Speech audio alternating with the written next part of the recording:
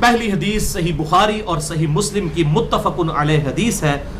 بخاری میں international numbering کے مطابق 1369 اور مسلم میں 7219 اور مشکات میں بھی یہ موجود ہے 125 نمبر پر کہ امام کائنات سید الاولین والآخرین شفیع المذنبین رحمت للعالمین سیدنا و مولانا امام اعظم محمد رسول اللہ صلی اللہ علیہ وسلم نے ارشاد فرمایا، جب مسلمان کو اس کی قبر میں رکھا جاتا ہے تو اس سے سوال کیا جاتا ہے تو وہ کہتا ہے اشہد ان لا الہ الا اللہ وحدہ لا شریک لہ وان محمدا عبدہ ورسولہ، میں گواہی دیتا ہوں کہ اللہ اکیلا معبود ہے اور محمد صلی اللہ علیہ وسلم اس کے بندے اور اس کے رسول ہیں.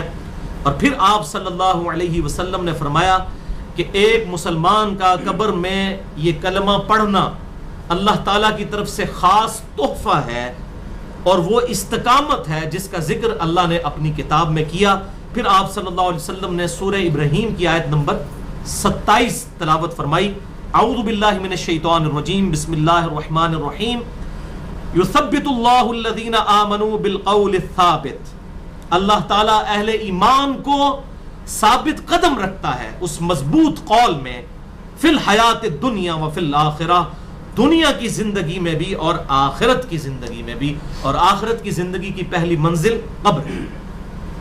اور پھر آپ صلی اللہ علیہ وسلم نے فرمایا یہ آیت عذاب قبر کے بارے میں نازل ہوئی ہے، سورہ ابراہیم آیت نمبر 27.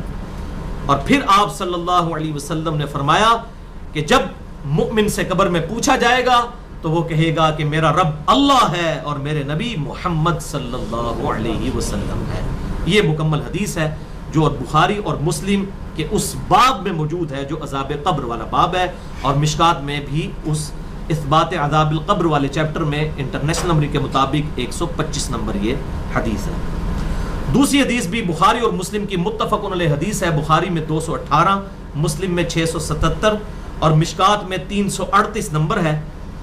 یہ بڑی مشہور حدیث ہے کہ آپ صلی اللہ علیہ وسلم ایک دفعہ ایک جگہ سے گزر رہے تھے تو آپ صلی اللہ علیہ وسلم وہاں پر رک گئے قبروں کے پاس، اور آپ صلی اللہ علیہ وسلم نے فرمایا ان دو قبر والوں کو عذاب ہو رہا ہے اور کسی بڑی وجہ سے نہیں، ان میں سے ایک پیشاب کے معاملے میں احتیاط نہیں کرتا تھا.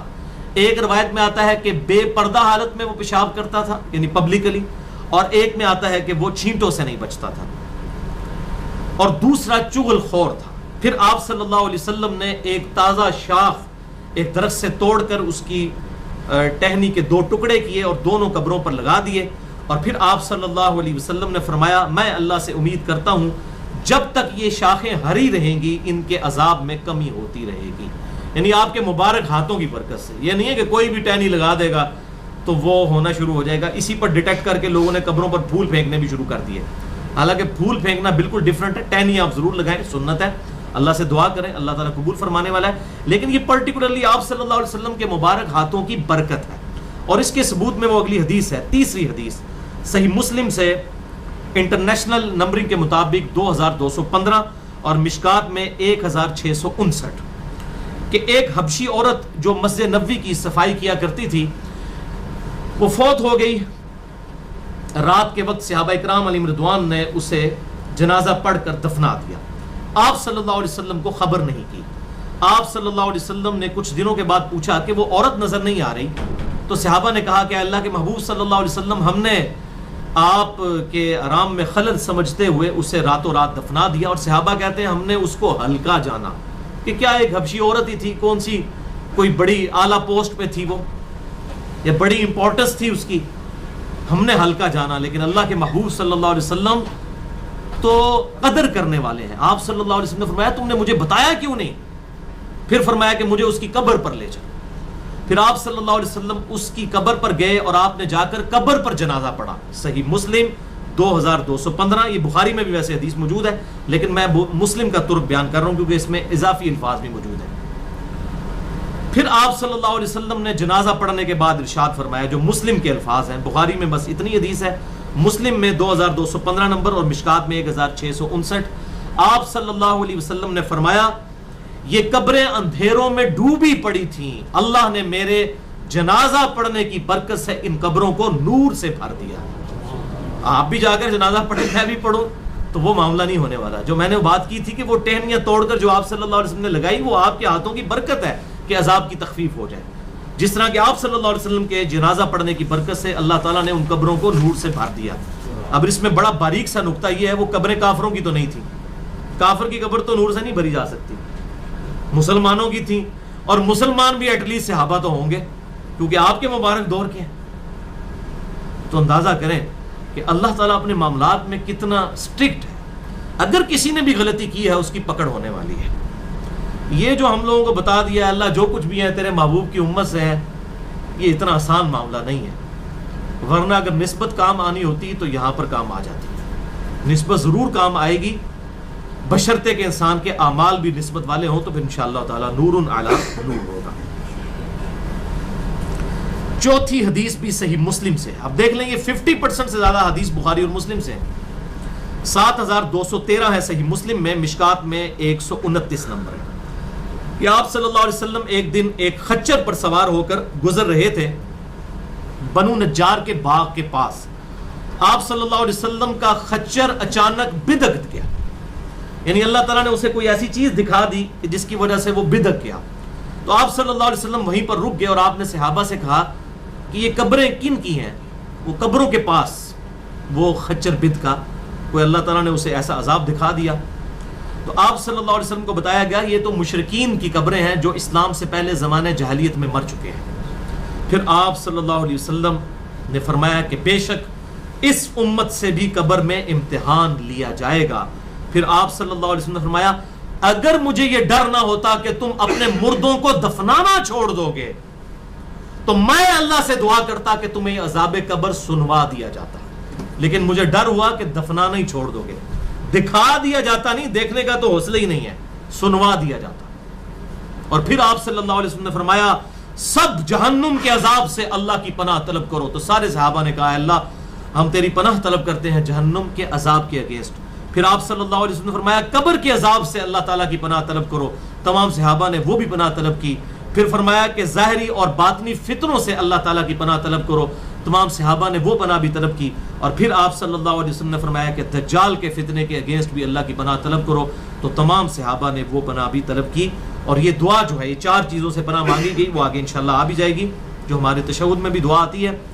بل اس حدیث سے صحیح مسلم 7213 نمبر حدیث سے صوفیاء کے ہاں جو کشف القبور کا عقیدہ پایا جاتا ہے اس کا باطل ہونا بھی بالکل عیاں ہو گیا. یعنی صحابہ کرام جو حضور کی صحبت میں تھے ان کو بھی آپ صلی اللہ علیہ وسلم نے کہا کہ مجھے ڈر ہے کہ تم مردوں کو دفنانا چھوڑ دو گے, ورنہ میں دعا کرتا تمہیں یہ عذاب سنوا دیا جاتا. یعنی صحابہ کو بھی سنائی بھی نہیں دیا وہ عذاب جو آپ صلی اللہ علیہ وسلم کو اللہ تعالیٰ نے دکھایا. غیبی خبر تو صرف نبی کے پاس آتی ہے. تو یہ کہنا کہ بزرگ جو ہیں وہ قبروں کو دیکھ لیتے ہیں, قبروں کے حالات جان لیتے ہیں, یہ دیوبند اور بریلوی دونوں مکاتب فکر کے ہاں یہ کشف القبور کا عقیدہ پایا جاتا ہے, یہ بالکل جعلی اور فضول اور فراڈ قسم کا عقیدہ ہے. اور بالکل اس طریقے سے یہ آج کل جو یوٹیوب کے اوپر ویڈیوز آپ کو نظر آتی ہیں عذاب قبر کی, اور کہتے ہیں جی وہ دفنا کر گئے تو وہ ایک نوجوان لڑکے کی لاش نکالی, جی یمن میں ہو گیا, فلاں جگہ ہو گیا. بھائی ایسا کبھی نہیں ہوگا. یہ دنیا میں اللہ تعالیٰ نے غیب کا پردہ ڈالا ہوا ہے, یہ کبھی عذاب قبر دکھایا نہیں جائے گا. یہ میرا چیلنج ہے, کبھی ایسا نہیں ہوگا دکھایا جائے گا. ورنہ سب سے زیادہ حق تو صحابہ کا تھا کہ ان کا حق الیقین تک ایمان پہنچایا جاتا, انہیں عذاب قبر دکھایا جاتا. یہ تو اللہ نے پردہ رکھا ہوا ہے. آگے اور احادیث بھی آئیں گی کہ یہ پردہ جنوں اور انسانوں کے لیے ہے. اس کے علاوہ باقی مخلوقات تو عام حالت میں بھی عذاب قبر دیکھتی ہیں. جن اور انسان چونکہ اللہ کی شریعت کے مکلف ہیں ان کو نہیں عذاب قبر نظر آئے گا, ورنہ بندے سے پتر نہ بڑھ جائیں. دیکھ کے مانا تو کیا مانا, ان الذین یخشون ربهم بالغیب لهم مغفرۃ واجر کبیر. بے شک وہ لوگ جو بغیر دیکھے اپنے رب سے ڈرتے ہیں ان کے لیے اجر عظیم ہے. دیکھ کے تو سب نے مان لینا ہے. 5ویں حدیث صحیح بخاری سے ہے, انٹرنیشنل نمبر کے مطابق 1380, اور مشکات میں اس کا نمبر ہے 1647. بڑی رکت انگیز یہ حدیث ہے. آپ صلی اللہ علیہ وسلم نے فرمایا جب جنازے کو رکھا جاتا ہے اور لوگ میت کو اپنے کندھوں پر اٹھا کر چلتے ہیں تو میت کلام کرتی ہے, بولتی ہے. اگر نیک میت ہوتی ہے تو کہتی ہے مجھے جلدی جلدی آگے پہنچا دو, کیونکہ قبر تو جنت کا باغ اس کے لیے بننے والی ہے. اور اگر بدکار میت ہوتی ہے تو کہتی ہے تباہی ہو، مجھے کہاں پر لے کر جا رہے ہو، اور اس میت کی اس آواز کو انسانوں اور جنوں کے علاوہ ہر مخلوق سنتی ہے، اگر انسان سن لے تو بے ہوش ہو جائیں۔ یہ آپ سے سن کے الفاظ ہیں، یہ اللہ نے پردہ ڈالا ہوا ہے، صحیح بخاری 1380۔ یہ میں کوئی وہ سٹوری بک نہیں پڑھ رہا، احادیث کی کتاب ہے۔ چھٹی حدیث بھی صحیح بخاری اور مسلم کی متفق علیہ حدیث ہے، بخاری میں 1315، مسلم میں 2186، مشکات میں 1646 نمبر ہے اس کا۔ آپ صلی اللہ علیہ وسلم نے فرمایا جنازہ جلدی جلدی قبرستان لے جایا کرو، اگر وہ صالح اور نیک ہوگا تو تم اسے بھلائی کی طرف لے کر جا رہے ہو۔ اودی تو بھائی جی موج لگن لگی ہے، اگر نیک ہے تو۔ اگلے الفاظ بڑے خطرناک ہیں، اور اگر وہ بدکار ہے تو ایک شر ہے جسے تم اپنی گردنوں سے اتار کر پھینک رہے ہو۔ استغفر اللہ و اتوب الیہ۔ یعنی نبی صلی اللہ علیہ وسلم فرماتے ہیں کہ جنازے میں جلدی کرو، نیک ہے تو اس کو جنت کی طرف یعنی کہ لے کے جا رہے ہو تم، اور بدکار ہے تو یہ مصیبت اپنے گلے سے فوراً ٹال دو۔ باہر میں بے شک بندہ روتا رہے، باتیں کرتا رہے، بہت بڑے بزرگ تھے، بہت بڑے فلاں تھے، بڑے نیک تھے، میں تو یہ دیکھا جب کوئی بندہ مر جاتا ہے تو اس کی اتنی تعریفیں لوگ شروع کر دیتے ہیں کہ دنیا میں زیادہ نیک آدمی نہیں تھا، حالانکہ جب تک وہ زندہ ہوتا ہے اس سے شریر انسان کوئی نہیں ہوتا۔ نہیں جی بس آخری دن کہندے سن میں ہوں داڑھی رکھ لینی ہے، بس آخری دن یہ گل کرتے سن، بس اینج کہندے سن، بس ہونا لے سن، وہ آخری دن آ گیا پھر۔ استغفر اللہ تو بھولی۔ اگر وہ صالح اور نیک ہے تو تم اسے بھلائی کی طرف لے کر جا رہے ہو، اور اگر وہ بدکار ہے تو ایک بوجھ ہے جو اپنی گردن سے تم اتار رہے ہو۔ تو یہ بھائی بڑھاپے کا انتظار نہیں کرنا، موت نے، موت تو آ جائے گی، جوانی میں بھی آ جائے گی۔ اللہم من احییتہ منا فاحیہ علی الاسلام ومن توفیتہ منا فتوفہ علی الایمان۔ اللہم ربنا آتنا فی الدنیا حسنہ وفی الآخرۃ حسنۃ وقنا عذاب النار۔ ساتویں حدیث بھی بخاری اور مسلم کی متفق علیہ حدیث ہے، بخاری میں 6514، مسلم میں 7424 اور مشکات میں 5167۔ اللہ اکبر۔ آپ صلی اللہ علیہ وسلم نے فرمایا میت کی 3 چیزیں اس کے ساتھ جاتی ہیں، 2 واپس آ جاتی ہیں اور ساتھ اس کے قبر میں ایک ہی چیز اس کے ساتھ جاتی ہے، اس کے گھر والے اور مال یہ واپس آ جاتے ہیں، اور اس کے اعمال اس کے ساتھ جاتے ہیں۔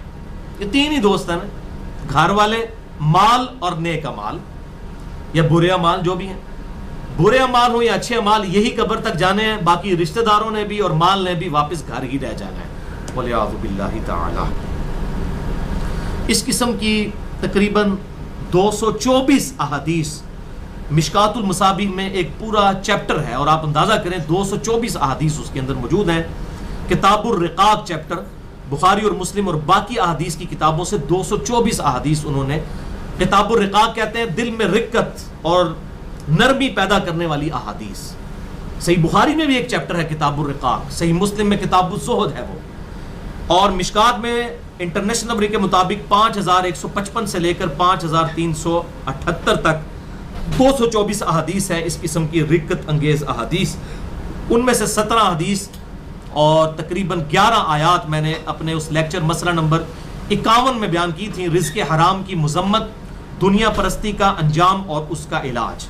جو میں کہتا ہوں کہ میرا اپنا قبلہ اگر صحیح کرنا ہونا جب ٹیڑھا ہونے لگے تو میں وہ لیکچر دیکھتا ہوں، مسئلہ نمبر 51، جس میں اس طرح کی 17 صحیح الاسناد حدیث ہیں اور 16 اس میں سے بخاری اور مسلم سے ہیں اور ایک المستدرک للحاکم سے ہے۔ 8ویں حدیث بھی بخاری اور مسلم کی متفق علیہ حدیث ہے۔ اب یہ دیکھیں، یہ ساری احادیث بالکل کلیئر کٹ بتا رہی ہیں کہ عذاب قبر کا کانسیپٹ اسلام میں موجود ہے۔ 8ویں حدیث بھی بخاری اور مسلم کی متفق علیہ حدیث ہے، بخاری میں 1379، مسلم میں 7211 اور مشکات میں 127 نمبر ہے، کہ آپ صلی اللہ علیہ وسلم نے ارشاد فرمایا جب تم میں سے کوئی شخص فوت ہو جاتا ہے تو اس کی قبر میں صبح و شام اسے اس کا ٹھکانہ دکھایا جاتا ہے، اگر وہ اہل جنت سے ہو تو اسے روزانہ صبح و شام جنت دکھائی جاتی ہے، اور اگر ولیعوذ باللہ تعالیٰ وہ اہل دوزخ سے ہو تو اسے قبر میں روزانہ صبح و شام دوزخ دکھائی جاتی ہے، حتیٰ کہ قیامت کے دن اللہ تعالیٰ اسے دوبارہ وہاں سے زندہ کر لے گا۔ یعنی زندگی اس وقت بھی ہے لیکن وہ برزخی زندگی ہے، الٹیمیٹ زندگی قیامت والے دن آئے گی، پھر اسے بڑے عذاب کی طرف لے کر جایا جائے گا، وَلِعَوْذُ بِاللَّهِ تعالی۔ اور اسی کو سپورٹیو وہ آیت ہے جو میں نے پچھلی دفعہ ڈسکس کی تھی، سورۃ المؤمن یا سورۃ الغافر بھی اسے کہتے ہیں، آیت نمبر 46، النار یعرضون علیہا غدوا وعشیا، آگ ہے جس پر فرعونی صبح و شام پیش کیے جاتے ہیں اور پھر الٹیمیٹلی قیامت والے دن بڑے عذاب میں جھونکے جائیں گے۔ نویں حدیث بھی بخاری اور مسلم کی متفق علیہ حدیث ہے، بخاری میں 1374، مسلم میں 7216 اور مشکات میں 126 نمبر ہے اس کا۔ لیکن جو بخاری کا ترک ہے میں وہ بیان کرنے لگا ہوں 1374 بخاری، اور اسی کے تحت میرا وہ لیکچر بھی ہے، مسئلہ نمبر 78، صراط مستقیم اور قبر کے 4 سوال، 3 نہیں 4 سوال۔ آپ صلی اللہ علیہ وسلم نے فرمایا جب مردے کو دفنا کر لوگ چلے جاتے ہیں تو وہ جانے والوں کی جوتیوں کی آواز بھی سنتا ہے، یعنی اللہ تعالیٰ اس کے ساتھ ایسا معاملہ کرتا ہے کہ وہ جانے والے کی جوتیوں کی آواز بھی سنتا ہے۔ ویسے اگر آپ کیمرہ لگائیں آپ کو نہیں نظر آئے گا، آپ کو ویسے ہی وہ نظر آئے گا جیسے اس کو لٹایا گیا، کیونکہ یہ پردے والی زندگی ہے، برزخ کی، جو میں نے پچھلی دفعہ ڈسکس کیا تھا۔ جوتیوں کی آواز کیوں سنتا ہے؟ اگر نیک ہوگا تو خوش ہوگا کہ میں نے ان پر رلائی نہیں کیا تھا، اور بدکار ہے تو وہ پریشان ہو جائے گا کہ میرا ان پر بھروسہ تھا، مجھے تو ڈال کر چلے گئے۔ پھر 2 فرشتے اس کے پاس آتے ہیں اور اسے بٹھا کر پوچھتے ہیں ما کنت تقول فی حق ھذا الرجل، اس مرد کے بارے میں تیرا دنیا میں کیا عقیدہ تھا؟ اس کی ڈیٹیل اگلی احادیث میں بھی آ جائیں گی کہ کس مرد کا پوچھ رہے ہیں آپ صلی اللہ علیہ وسلم کے بارے میں۔ وہ کہے گا میں گواہی دیتا ہوں کہ وہ اللہ کے بندے اور اس کے رسول صلی اللہ علیہ وسلم تھے۔ پھر اسے جہنم اور جنت دکھائے جاتے ہیں، اور اگر وہ مومن ہوتا ہے اور سوالوں کے جب جواب دے لیتا ہے تو اسے بتایا جاتا ہے یہ جنت تیرا ٹھکانہ ہے۔ دوزخ بھی ساتھ دکھائی جاتی ہے کہ اگر بچوں جی جواب نہ آتا تو یہاں تو انہیں جانا تھا، اب یہ جنت تیرا ٹھکانہ ہے۔ اور جب منافق کو قبر میں رکھا جاتا ہے تو وہ سوالوں کے جواب میں کہتا ہے لا ادری لا ادری، مجھے کوئی معلوم نہیں، مجھے کچھ معلوم نہیں، میں وہی کہتا تھا جو لوگ کہا کرتے تھے، یعنی سن سنا کے سننی۔ لوگ کہتے ہیں این جی ہوتا ہے، میں بھی کہتا تھا این جی ہوتا ہے، اسی تو شروع تو این جا، پڑھ پڑھا کے سننی نہیں، سن سنا کے سننی۔ پھر فرشتے اس سے 4تھا سوال کرتے ہیں وہاں پر اور کہتے ہیں لا دریتا ولا تلیتا، تو نے خود کوشش کر کے حق حاصل کرنے کی کوشش کیوں نہیں کی، یا جو حق حاصل کیا ہوا تھا اس کے ساتھ چلنے کی کوشش کیوں نہیں کی؟ حق حاصل کیا ہوا تھا اس کے ساتھ چلنے سے مراد یہ ہے کہ اس سے دیکھا کہ بھئی یہ کتاب و سنت کے راستے پر جو لوگ چل رہے ہیں اس راستے کو اڈاپٹ کرنے کی کوشش کیوں نہیں کی تم نے؟ اللہ اکبر۔ تو جب وہ سوالوں کے جواب نہیں دے پاتا تو فرشتے اس کے سر پر ایک ہتھوڑا مارتے ہیں اور وہ چیختا ہے اور چلاتا ہے، اس کی آواز کو جنوں اور انسانوں کے علاوہ ہر مخلوق سنتی ہے۔ جن اور انسان اس لیے نہیں سنتے کہ وہ مکلف ہیں شریعت کے، اللہ تعالیٰ نے ان پر پردہ رکھا ہوا ہے، ادروائز تو اگر پردہ اٹھ جائے پھر تو انہوں نے مان ہی لینا ہے۔ تو جنوں اور انسانوں کے علاوہ ہر مخلوق اس کی چیخ و پکار کی آواز کو سنتی ہے۔ اگر جنوں اور انسان سن لیتے، جن اور انسان، تو میں کہتا ہوں کہ دنیا میں ہی فیصلہ ہو جاتا۔ ہو سکتا ہے کسی بڑے بزرگ کو آپ دفنا کر آتے، دھڑال کی آواز پیچھے سے آتی جناب، اوہ اسی تو بڑا بڑا سمجھتے ہیں انہوں، کسی جماعت کے امیر کو، کسی عالم کو، کسی پگڑی والے کو، کسی داڑھی والے کو، اور اس تک بیچارہ سادہ تھا مسلمان، اس کو آپ دفنا کے آتے کہتے ہیں ہن تک تو آواز کوئی نہیں آئی، وہ تو یار بڑا چنگا بندہ سی۔ تو یہ اللہ تعالیٰ نے دنیا میں پردہ رکھ دیا۔ ادروائز اگر جنوں انسان سن لیتے نا تو پتہ چل جاتا ہے، یہ جو ہم اپنے زندگی میں روتے ہیں کہ لوگوں کی داڑھیوں اور پگڑیوں سے آپ دھوکہ نہ کھائیں، یہ آپ کے ساتھ ظلم کر رہے ہیں، تو یہ بات پتہ چل جاتی جب ان کے ساتھ یہ معاملات ہوتے ہیں۔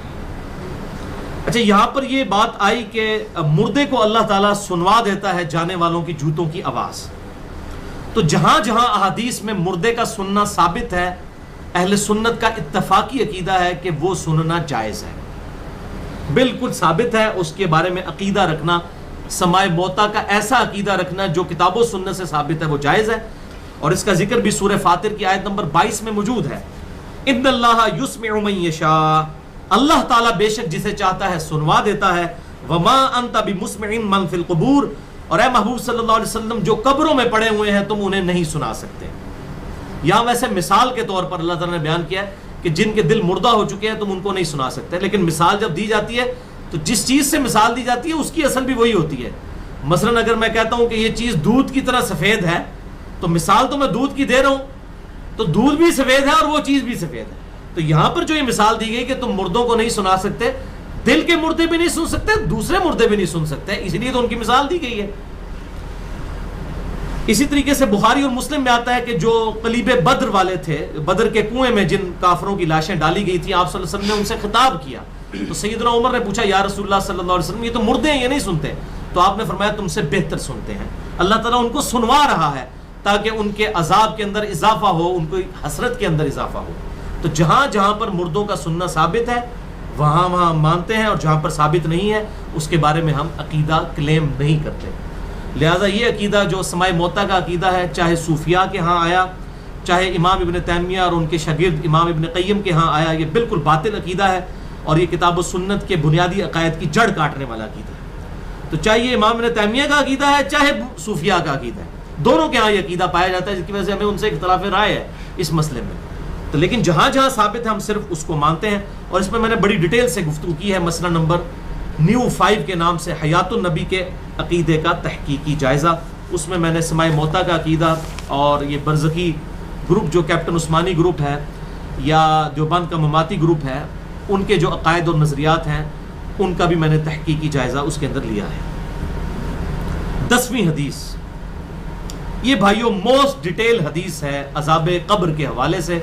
میں اسے ورڈ بائی ورڈ پڑھوں گا اوریجنل کتاب سے. سنن ابی داؤد میں 4753 ہے، مسند امام احمد میں جلد 4 صفحہ 287 پر 18557 ہے، اور المستدرک للحاکم میں 107 نمبر حدیث ہے، مشکات میں 1630 نمبر ہے. اچھا، یہ ابو داؤد کی جو اس کی روایت ہے اور مسند احمد کی، اس میں آمش مدلس ہے اور ان سے روایت کر رہا ہے. لیکن جو المستدرک للحاکم کی روایت ہے اس میں امام آمش نے اپنی سماع کی تصریح کی ہے اور انہوں نے کہا کہ میں نے حدیث سنی ہے. ان سے روایت نہیں کی بلکہ انہوں نے حدثنا سے کی ہے. المستدرک للحاکم 107 نمبر حدیث میں وہ پڑھنے لگا ہوں ورڈ بائی ورڈ تاکہ اس کا سوز و گداز جو ہے وہ قائم رہے. برا بن عازب رضی اللہ تعالیٰ عنہ بیان کرتے ہیں کہ ہم رسول اللہ صلی اللہ علیہ وسلم کی مائیت میں ایک انصاری شخص کے جنازے میں شریک ہوئے. ہم قبر تک پہنچ گئے، ابھی اس کی لحد تیار نہیں ہوئی تھی کہ رسول اللہ صلی اللہ علیہ وسلم ہمارے پاس بیٹھ گئے. ہم بھی آپ صلی اللہ علیہ وسلم کے گرد بیٹھ گئے، اس حال میں گویا ہمارے سروں پر پرندے ہیں، یعنی فل اٹینٹو ہو کر آپ صلی اللہ علیہ وسلم کے ساتھ ہم بیٹھ گئے. آپ کے مبارک ہاتھوں میں ایک لکڑی تھی جس سے آپ زمین کو رید رہے تھے. آپ صلی اللہ علیہ وسلم نے سر مبارک اوپر اٹھایا اور فرمایا عذاب قبر سے اللہ کی پناہ طلب کیا کرو. آپ نے 3 بار یہ بات ارشاد فرمائی. پھر آپ صلی اللہ علیہ وسلم نے ارشاد فرمایا بندہ مومن جب دنیا سے رابطہ توڑ کر آخرت کی طرف متوجہ ہوتا ہے، یعنی جب اس کی موت کا وقت آتا ہے، تو سورج کی طرح چمکتے دمکتے سفید چہروں والے فرشتے جنتی خوشبودار جنتی کفن لے کر اس کے پاس آتے ہیں، حتیٰ کہ وہ حد نظر تک اس کے سامنے بیٹھ جاتے ہیں.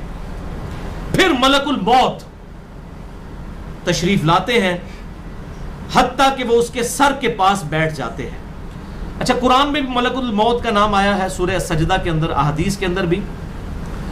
البتہ تورات میں اس کا نام اسرائیل بھی آیا ہے، اور ہمارے اہل سنت کے جو اولین مفسرین ہیں امام طبری رحمہ اللہ المتوفی 310 ہجری، انہوں نے بھی یہ ورڈ استعمال کیا ہے. لہٰذا موت کے فرشتے کو اسرائیل کہنا بھی جائز ہے ہمارے سلف کے ہاں، کیونکہ آج کل بعض لوگ کہتے ہیں اسرائیل نہیں، ملک الموت ہی کہنا چاہیے. اسرائیل کا لفظ بھی ثابت ہے. پھر ملک الموت تشریف لاتے ہیں حتیٰ کہ وہ اس کے سر کے پاس بیٹھ کر کہتے ہیں پاکیزہ روح، اللہ کی مغفرت اور اس کی رضامندی کی طرف چل. وہ روح ایسے نکلتی ہے جیسے مشکیزے سے پانی کا قطرہ، بالکل غیر محسوس طریقے سے اس کی روح نکال لی جاتی ہے.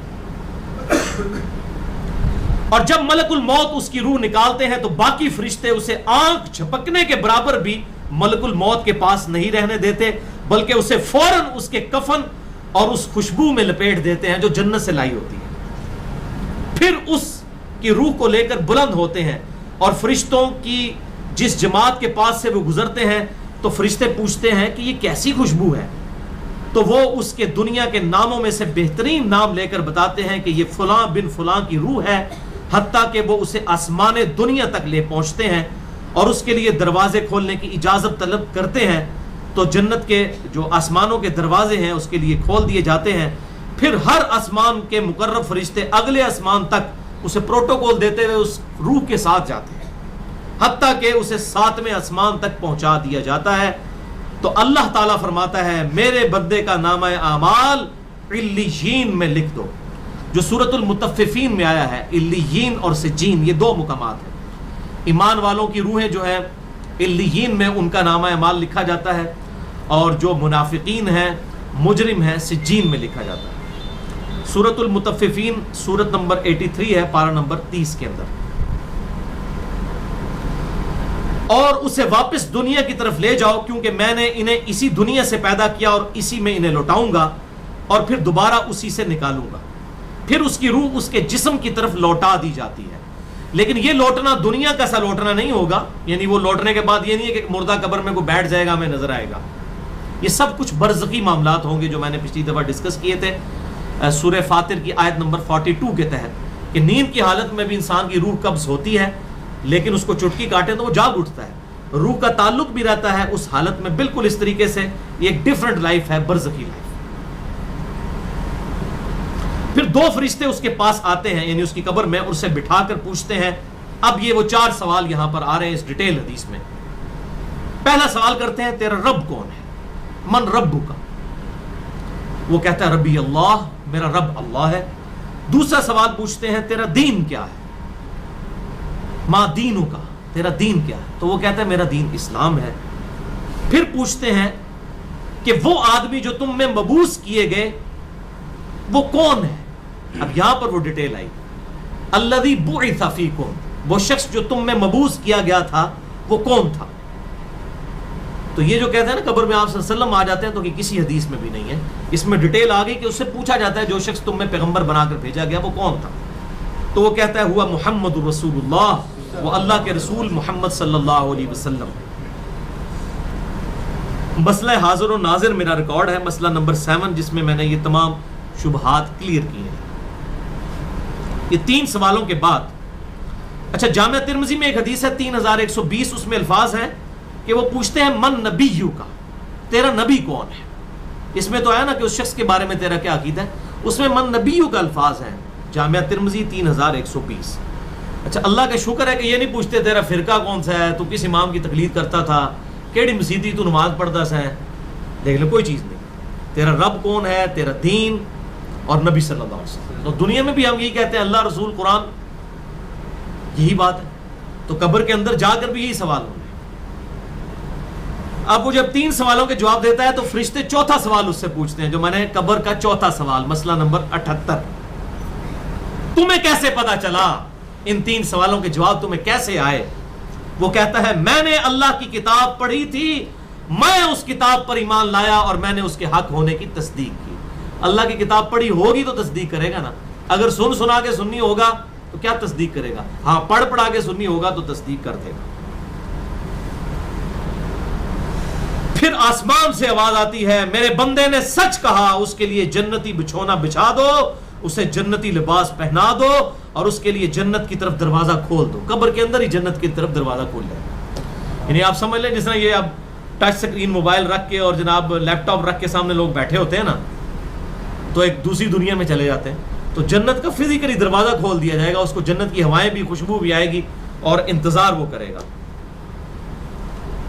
وہاں اسے ہوا کے جھونکے اور خوشبو بھی آتی ہوگی اور حد نظر تک اس کی قبر کو کشادہ کر دیا جائے گا. خوبصورت چہرے، خوبصورت لباس اور بہترین خوشبو والا ایک شخص اس کے پاس قبر میں آئے گا اور کہے گا اس چیز سے خوش ہو جا جو چیز تجھے خوش کر دے، یہ وہ دن ہے جس کا تجھ سے وعدہ کیا جاتا تھا. وہ شخص پوچھے گا کہ اے شخص تو کون ہے، تیرا چہرہ بھلائی لانے والا چہرہ ہے. وہ جواب دے گا میں تیرا عمل صالح ہوں. یعنی نیک اعمال ایک خوبصورت انسان کی شکل میں اس کی قبر میں آ جائیں گے. تو پھر وہ شخص کہے گا اے اللہ، اے میرے رب، جلدی کر فوراً قیامت قائم فرما دے حتیٰ کہ میں اپنے اہل و عیال کی طرف چلا جاؤں. یعنی مومن کہے گا اللہ جلدی جلدی قیامت آئے, مجھے تو اینڈ رزلٹ نظر آ رہا ہے, مجھ سے انتظار نہیں ہوتا, فوراً قیامت آ جائے. ابھی سائملٹینیس کنٹراسٹ آنے والا ہے اس کا.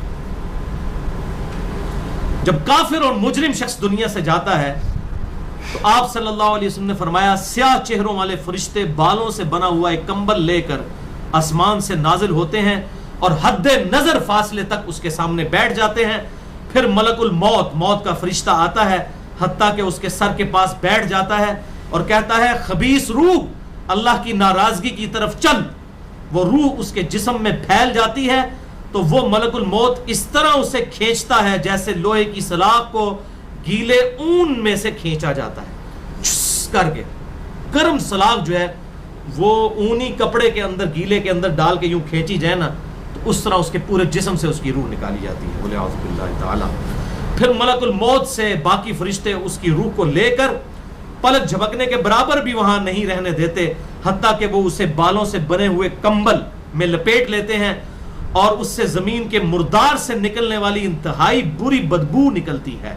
وہ اسے لے کر اوپر چڑھتے ہیں تو وہ فرشتوں کی جس جماعت کے پاس سے گزرتے ہیں تو فرشتوں کی جماعتیں کہتی ہیں کیسی خبیث روح ہے. وہ کہتے ہیں یہ فلاں بن فلاں کی روح ہے اور وہ اس کی دنیا کا انتہائی کبھی نام لے کر بتاتے ہیں حتیٰ کہ اسے آسمانی دنیا تک لے جایا جاتا ہے. اس کے لیے دروازے کھولنے کے لیے درخواست کی جاتی ہے تو آسمان کے دروازے اس کے لیے نہیں کھولے جاتے. پھر رسول اللہ صلی اللہ علیہ وسلم نے سورۃ الاعراف کی آیت پڑھی کہ ان کے لیے آسمانوں کے دروازے نہیں کھولے جائیں گے, وہ جنت میں داخل بھی نہیں ہوں گے حتیٰ کہ اونٹ سوئی کے سوراخ سے گزر جائیں. یہ سورۃ الاعراف کی آیت آپ صلی اللہ علیہ وسلم نے پڑھی. پھر آپ صلی اللہ علیہ وسلم نے فرمایا کہ اللہ تعالیٰ فرماتا ہے اس کی کتاب کو سب سے نچلی زمین میں سجین میں لکھ دو. پھر اس کی روح کو شدت کے ساتھ پٹ کھا جاتا ہے. پھر آپ صلی اللہ علیہ وسلم نے یہ آیت تلاوت فرمائی سورہ الحج کی, جو شخص اللہ کے ساتھ شرک کرتا ہے گویا وہ آسمان سے گر پڑا تو اب پرندے اسے اچک کر لے جائیں یا کسی دور جگہ پر پھینک دیں. پھر اس کی روح اس کے جسم میں لوٹا دی جاتی ہے اور دو فرشتے اس کے پاس آ کر اس سے پوچھتے ہیں تیرا رب کون ہے. اب اس سے بھی سوال ہوتے ہیں. وہ حیرت زدہ ہو کر کہتا ہے ہائے افسوس ہائے افسوس, میں نہیں جانتا میں نہیں جانتا. پھر پوچھتے ہیں تیرا دین کیا ہے. وہ پھر حیرت زدہ ہو کر کہتا ہے ہائے افسوس میں نہیں جانتا میں نہیں جانتا. پھر اس سے پوچھتے ہیں کہ جو شخص تم میں مبعوث کیے گئے وہ کون تھے, تو وہ کہتا ہے ہائے افسوس میں نہیں جانتا میں نہیں جانتا. پھر آسمان سے آواز آتی ہے اس نے جھوٹ بولا, اس کے لیے جہنم کا بچھونا بچھا دو. اور بخاری میں الفاظ ہیں 1374. اس کے جواب میں فرشتے پھر اس سے چوتھا سوال کیا کرتے ہیں لا دریتا ولا تلیتا, اور تو نے خود پڑھ کر سمجھنے کی کوشش کیوں نہیں کی, یا جو لوگ سمجھے ہوئے لوگ تھے کتاب و سنت کے منہج پر چلنے والے لوگ تھے ان کے ساتھ تو کیوں نہیں چلا. اللہ تعالیٰ فرماتا ہے اس کے لیے جہنمی بچھونا بچھا دو, جہنم کی طرف ایک دروازہ کھول دو, وہاں سے گرمی اور گرم ہوا اس کی قبر میں آتی رہے گی. اس کی قبر کو اس قدر تنگ کر دیا جائے گا کہ اس کی پسلیاں ایک دوسرے کے اندر داخل ہو جائیں گی اور ایک قبیح چہرے والا شخص قبیح لباس میں انتہائی بدبودار حالت میں اس کے پاس آئے گا اور اسے کہے گا تمہیں ایسی چیزوں کی بشارت ہو جو تمہیں غمزدہ کر دیں, یہ تیرا وہ دن ہے جس کا تجھ سے وعدہ تھا. وہ پوچھے گا تو کون ہے, تیرے چہرے سے تو خیر کی توقع نظر نہیں آتی. وہ جواب دے گا میں تیرا خبیث عمل ہوں جو تو دنیا میں کیا کرتا تھا. بات عمل کے ساتھ ہی ہے, صرف کلمہ پڑھنا کافی نہیں ہے, عمل. پھر وہ کہتا ہے میرے رب قیامت قائم نہ کرنا, اے میرے رب قیامت قائم نہ کرنا.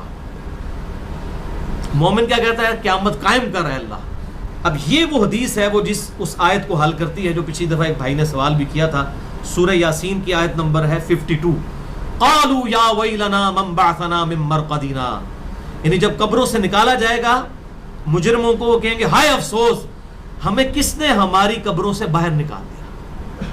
تو اللہ تعالیٰ کیا فرمائے گا ھذا ما وعد الرحمن وصدق المرسلون, یہی ہے وہ جس کا وعدہ رحمان نے کیا تھا اور رسولوں نے سچا کہا تھا.